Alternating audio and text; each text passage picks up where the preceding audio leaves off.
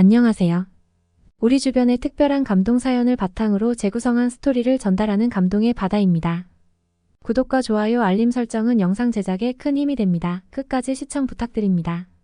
그럼 오늘의 사연 시작합니다. 오늘의 사연은 스페인 최고 가문의 귀족 신분도 버리고 한국으로 시집간 딸이 아파트 따위에 산다며 한국의 아파트를 무시하는 스페인 장모님의 이야기입니다. 어렵게 얻은 딸을 애지중지 키웠더니 부모는 나몰라라 하고 귀족의 신분도 버리고 한국으로 냉큼 떠나버렸는데요. 살기 좋은 스페인을 두고 한국인 남자친구를 따라 한국으로 가서 고생하며 사는 딸을 보고 화가 날 지경이었다는데요. 과연 어떤 일이 있었을까요? 안녕하세요. 저는 스페인 마드리드에 사는 카를라라고 합니다. 저희 부부는 스페인에서 호텔을 운영하고 있죠. 공항 근처에 있는 호텔이고 마드리드의 5성급 호텔로서 최고의 서비스를 제공할 수 있도록 노력하고 있답니다. 사실 저희 집안은 스페인 펠리페 가문의 귀족으로서 저희 부부는 결혼한 지 10년째 아이가 생기지 않았습니다. 그 비싼 시험관 시술도 여러 번 받았지만 소중한 생명은 저희 곁으로 쉽게 와주지 않았습니다. 엄마 아빠와 함께 손잡고 공원에 나와 아장아장 걷는 아기를 보면 언제쯤 저런 행복을 누릴 수가 있을까 푸념만 하고 있었죠.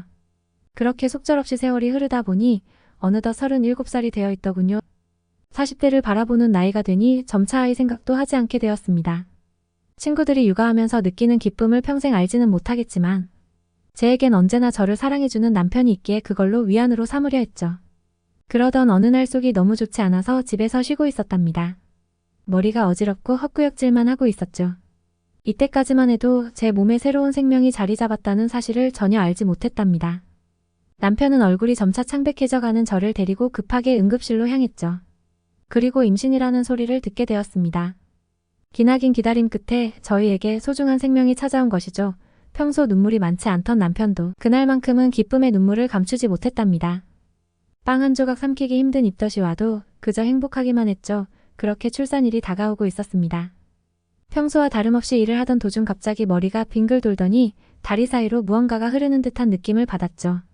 그러다 갑자기 피가 보이는 것이었습니다. 아직 아이를 출산하려면 2달 남았기에 걱정이 앞서 서둘러 병원을 향하던 중 극심한 고통이 찾아왔고 응급분만을 해야만 했죠. 너무 작은 몸으로 세상 밖으로 나온 아기는 바로 인큐베이터로 향해야만 했습니다. 그렇게 고대하던 아기를 한 번도 안아보지 못한 채 네모난 기계에 아기를 맡겨야만 했죠. 나이가 있어서 조상기가 있었던 것일까요? 병원에서는 너무 빨리 양수가 터져서 아기가 나올 수밖에 없는 상황이었다고 합니다.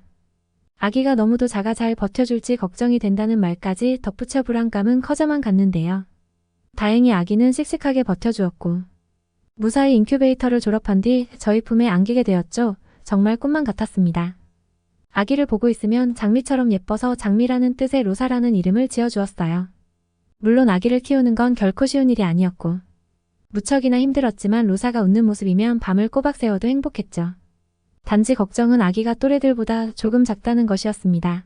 그때는 어련히 때가 되면 크겠지라고 생각하며 우리 부부는 로사와의 행복한 나날을 보냈죠.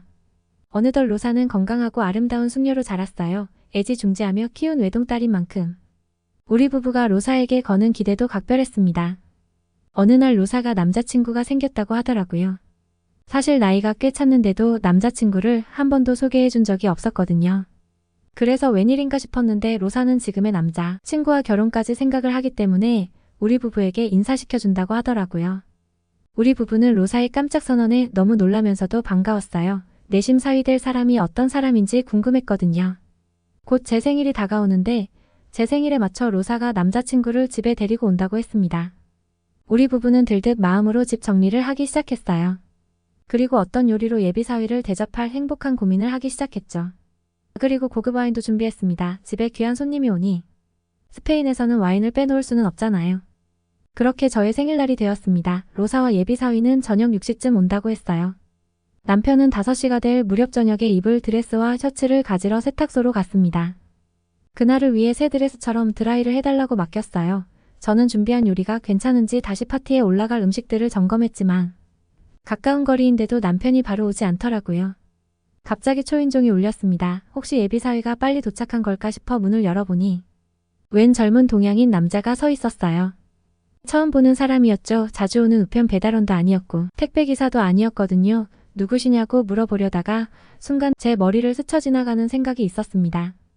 혹시 이 사람이 로사의 남자친구인가 하면서 너무너무 당황해서 어찌할 바를 모른 채 머뭇거리고 있는데 마침 남편이 세탁소에서 드레스 찾아 돌아왔어요. 남편은 문 앞에서 제가 동양 남자와 서 있는 모습을 보더니 처음엔 갸우뚱하더니만 금세 웰컴 투 마이 하우스 하며 재빠르게 인사를 하는 거 있죠. 남편도 혼란스럽긴 마찬가지였는데 침착하게 대응을 했더라고요. 딸의 남자친구는 환하게 웃으며 제가 많이 놀라게 해드렸나 봐요. 초대해 주셔서 감사합니다 라고 하며 유창한 스페인어로 인사를 했어요. 우리 부부는 미소 아닌 미소를 억지로 지으며 그를 집 안으로 데리고 왔어요. 얼마 되지 않아 로사도 집에 도착했습니다. 금방 식탁에 둘러앉아 저녁 식사를 하기 시작했습니다. 로사는 남자친구를 소개하기 시작했어요. 그는 한국인이고 이름은 정현수라고 했습니다. 현수는 마드리드에 있는 폴리테크닉 인스티튜트에서 공학 연구 분야를 전공하고 있는 학생이며 이미 졸업반이 되었고 한국에 가서 공학 박사를 진행할 예정이라고 했습니다. 침묵이 잠시 흐르다가 남편이 드디어 입을 떼기 시작했습니다. 그러면 스페인에서 일을 하지 않으면 한국으로 돌아가는 거냐고 물은 거죠. 그때 딸 아이가 강한 의지로 자신의 의사결정을 밝혔습니다. 그와 스페인에서 결혼식을 올리고 한국으로 가서 살 것이라고 했습니다. 성인이 되었으니 자신이 선택하고 그 선택에 책임을 지겠면다서 말입니다. 로사는 너무 당당하게 얘기해서 처음에는 이민을 간다는 것으로 이해를 못했습니다. 자꾸 듣다 보니 아예 현수를 따라 한국을 간다는 거더라고요. 왜 갑자기 한국이며 설마 그것이 진심인지 전혀 생각하지 못했어요. 한국에 대한 제 기억은 역사적으로 반복되는 침략으로 나라가 안정되지 못하고 아직도 가난을 면치 못하는 중국 옆에 있는 자그마한 나라 정도로 알고 있었어요. 제 인식에서는 그랬었거든요. 그래서 한국으로 이민을 간다는 생각은 처음에는 받아들이기 어려웠습니다. 게다가 로사는 스페인 최고의 펠리페 가문의 유일한 외손녀로서 앞으로 호텔 경영 사업을 이어받기를 기대했었습니다. 그러나 딸 아이의 결정에 대한 존중과 이해가 필요했습니다. 딸 로사는 강경했습니다. 딸을 어떻게 키웠는데 부모는 안중에도 없고 일방적으로 통보하듯이 얘기하는 게 꼭 저 동양인 남자가 시켜서 한다는 생각까지 들더라고요. 애지중지 키운 로사가 스스로 한국으로 간다고 하니 저는 처음에 비통했어요. 주장을 굽히지 않는 로사의 태도에 여러 가지 말을 하는 것보다 본인이 직접 느끼고 후회한다면 그 다음은 알아서 관둘 것이라 생각했습니다. 어쨌든 현재의 로사를 말릴 수가 없었거든요. 식사를 하는 내내 로사와 현수는 웃음을 주고 받으며 행복해 보이긴 했습니다. 딸이 동양인을 선택한 이유가 있을 거라 생각하면서도 제가 갖고 있는 한국의 이미지 때문에 걱정이 앞섰죠. 동양인이라는 건 둘째치고 진심으로 딸 아이가 행복하길 바랬으니까. 몇 달이 지나는 동안 현수는 우리 집에 종종 들러 같이 식사를 하고 주말엔 피크닉을 가기도 했습니다. 그렇지만 저의 못마땅한 표정이 얼굴에서 계속 드러났나 봐요. 남편은 로사를 믿어보자고 했지만 저는 쉽게 안 되더라고요. 저는 로사를 갖기 위해 10년을 맘고생했고 우리가 현재 누리고 있는 이 넓은 대저택과 수영장 그리고 스페인에서 귀족으로서의 삶을 살았는데 고작 얼마 사귀지 않은 한국 남자 친구가 이 모든 것을 다 가져갔다고 생각하니 견딜 수가 없었습니다. 시간은 흘렀고 로사는 결혼식을 올리고 한국으로 떠났습니다. 나를 보내고 의뢰하는 제 모습을 보고 남편이 사위에게 몇 번 얘기를 했더니 1년에 4번은 로사와 사위가 함께 스페인으로 왔어요. 저는 속으로 1년에 4번 정도 스페인으로 올 수 있는 비행기 값을 낼 정도는 살고 있나 보다 싶었죠. 그 정도면 한국에서는 먹고 사는데 걱정은 없다고 여겨졌어요. 하지만 한국으로 떠난 지 5년쯤 되었을 때 로사가 이사한다고 전화가 왔어요. 저는 그녀가 좋아하는 스페인산 사바테르 비누를 꼬박꼬박 보내주고 있었는데 그때는 로사가 곧 이사를 가니 당분간 보내지 마라고 하더라고요. 그래서 어디로 이사하니 하고 물어봤어요. 그러자 로사는 아파트로 이사한다고 덧붙였습니다. 아파트 거긴 여러 사람이 모여 사는 공동주택 아니었나요? 스페인에서는 돈 없는 서민들이 아파트에 삽니다. 그래서 돈을 벌면 단독주택으로 이사를 해요.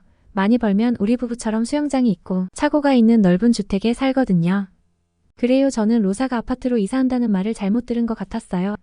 그래서 정말 아파트가 맞냐고 다시 물어봤어요. 아파트는 단독주택을 살 여유가 없는 사람들만 사는 그곳 맞냐고 되물었죠. 아파트는 너무 낡아서 언제 무너져도 충격적이지 않을 정도로 낡은 집이잖아요. 로사는 웃으면서 아파트는 맞는데 제가 생각하는 그런 허름한 아파트는 아니라고 하더라고요. 아파트가 다 거기서 거기지 좋아봤자 아니겠어요? 저는 로사가 아파트로 이사하는 것에 화가 났습니다.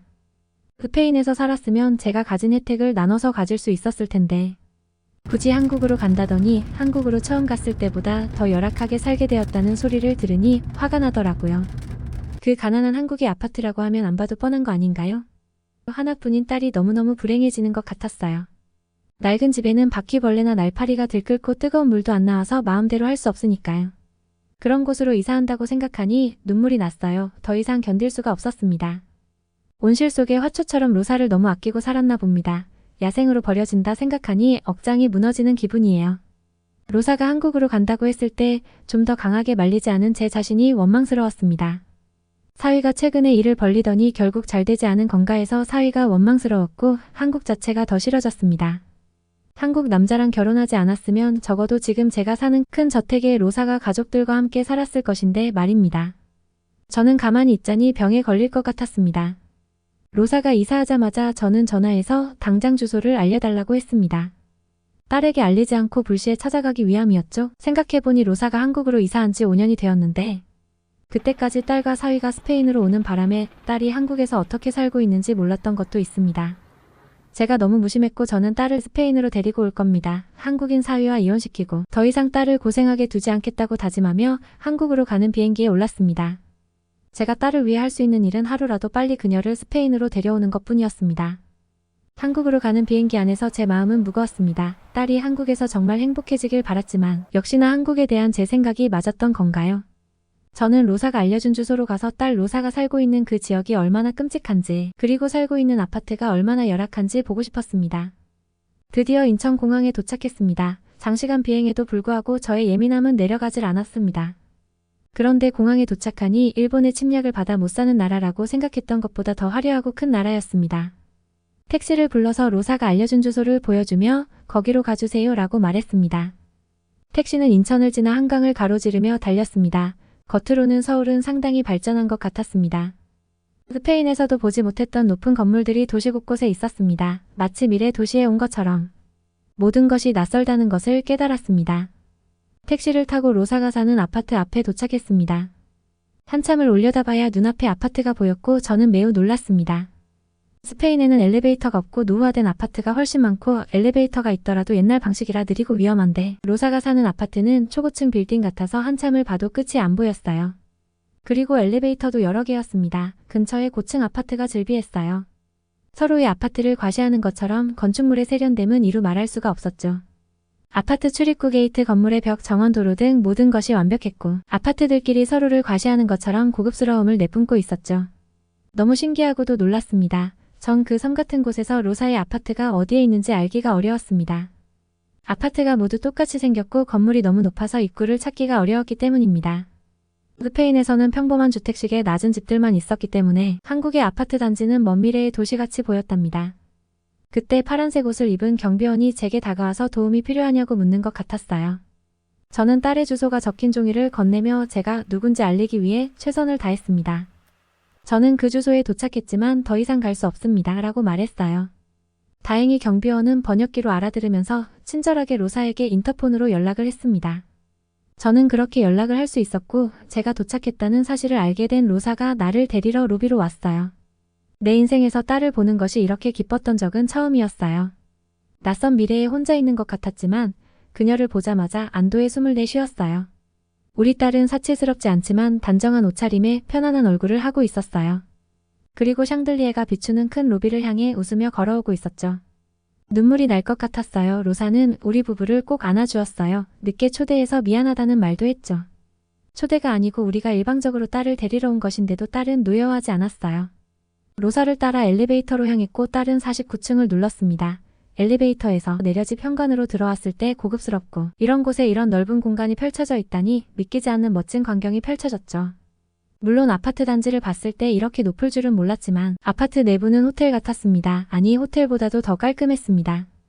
거실 바닥은 대리석으로 되어 있었고 이사 온 지 얼마 되지 않아 마음에 드는 가구를 찾지 못해 약간 썰렁한 감이 있었지만 이렇게 높은 건물에 있는 고급 호텔은 처음 느껴봤습니다. 거실 창문에 가까워질수록 떨어질 것 같은 공포의 맥박이 뛰는 하지만 높은 산 위에 있는 것처럼 시원하고 쾌적한 넓은 풍경은 웅장했어요. 어두워지자 아파트 단지에 불빛이 하나 둘 자동으로 켜지고 또 다른 멋진 장관이 펼쳐졌어요. 뉴욕의 맨하튼 이상으로 멋진 야경이 펼쳐졌습니다. 스페인에서는 단독주택이 빌라 형태로 펼쳐져 있고 빌라에 살더라도 5층 이상은 올라갈 수 없어요. 한국의 아파트 단지는 분위기가 달랐어요. 평화롭고 부드러운 불빛이 쾌적했습니다. 창가에 서서 창밖을 바라보고 있는데 어디선가 찬바람이 불어오는 게 느껴져 깜짝 놀라서 어디에서 오는지 쳐다보니 정말 천장에서 바람이 불어오는 거예요.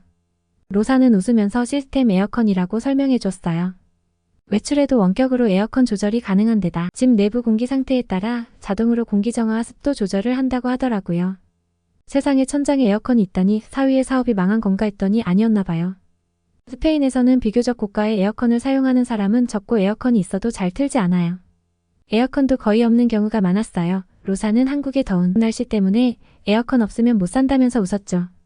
저는 창밖을 내다보며 시원한 에어컨 바람을 즐겼어요. 저도 성공한 느낌이 들었고 높은 아파트에서 바라보는 풍경이 정말 멋있어요.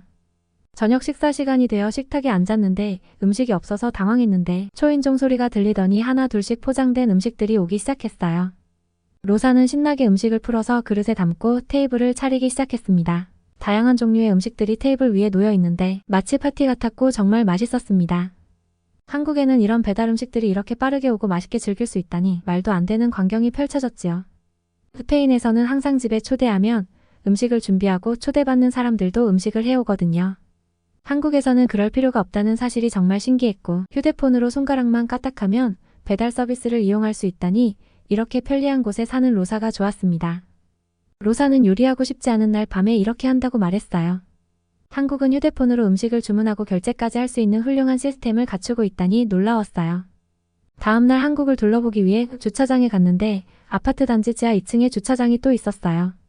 아파트 단지가 공원처럼 조성되어 있어서 위에는 차가 없고 지하에는 쇼핑몰 주차장처럼 아주 거대한 주차장이 있었어요. 저는 처음 본 한국의 주차 시스템에 매료됐습니다. 한 번도 해본 적 없는 한국의 아파트 시스템에 놀랐고 가난한 사람들이 사는 곳이라고는 상상할 수 없었습니다. 로사도 웃으면서 자기가 살고 있는 아파트가 고가의 아파트이고 한국 사람들이 살고 싶어하는 곳 중 하나라고 했어요. 너무 잘 사는 아이에게 화를 내고 여기까지 달려왔던 제 자신이 부끄러웠어요. 스페인에서 사는 저는 잘 살고 가진 게 많다고 생각했는데 한국에 와서 그렇지 않다는 걸 알게 되니 한국 사회가 좋았어요. 로사가 스페인 남자를 만나서 결혼했다면 저는 계속해서 스페인이 최고라고 생각하면서 우물 안에 개구리처럼 살았을 거예요. 이렇게 한국이 호텔처럼 편안하게 살 수 있는 곳이라는 사실을 절대 믿지 못했을 거예요. 갑자기 사위가 너무 이뻐 보였습니다. 그럼 그렇지. 우리 똑똑한 딸이 사람을 잘 고르고 말고 하며 늦게나마 딸을 칭찬했습니다. 그리고 제가 딸에게 앞으로 스페인에 자주 오지 말라고 했어요. 한 번은 딸이 스페인으로 오고 또 한 번은 우리 부부가 한국으로 오자고 말했죠. 딸이 잘 살고 있다는 것을 눈으로 확인했으니 더 이상 우울하거나 걱정할 필요가 없어진 거예요. 제 말에 사위는 깜짝 놀라며 앞으로 비행기표는 자기가 계속 준비하겠다고 했습니다. 능력 있는 사위였어요. 한국을 무시했던 저의 좁은 마음을 반성합니다. 딸이 이렇게 잘 사는 모습을 보니 기분이 좋습니다. 그렇게 우리는 다시 스페인으로 돌아가는 비행기에 올라탔습니다. 오늘의 이야기는 여기까지입니다. 한국의 대표적인 거주 시스템인 아파트를 보고 카를라 씨가 놀라셨다는데 어깨가 다 으쓱해집니다. 감동이 바다에서는 여러분의 사연을 기다리고 있습니다. 구독과 좋아요를 눌러주시면 영상 제작에 큰 힘이 됩니다. 감사합니다.